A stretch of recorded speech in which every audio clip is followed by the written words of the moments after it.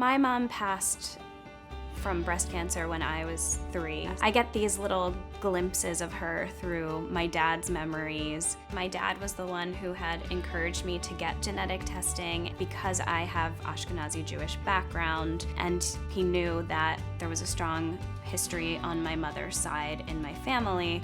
When I found out that I had the BRCA1 gene mutation, it was pretty shocking, and I remember that the genetic counselor put everything into context for me. There were a couple different options once I knew I had the BRCA1 gene mutation, and one of them was to have surgeries where you remove your breasts or your ovaries. I decided not to do that. The other option available to me then was to do surveillance. I had just started my surveillance at age 25. I had an MRI, which was meant to just be a baseline MRI, but it actually came back with some spots that the doctors wanted to look at further. So I had to have ultrasounds and biopsies, and at that point they called me and asked me to come in to get the results. In the right breast, they found cancer.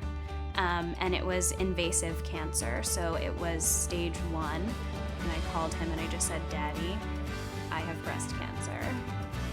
I took a train to my parents' house and we just kind of hunkered down and thought about how we were going to move forward. You know, as I was going through it all, I had terrible days, I had good days. Just the ability to speak to other women who had been in my shoes and know that I wasn't alone. You're kind of able to go through all of the hard stuff. I definitely feel like after having cancer, I try really hard to appreciate moments more.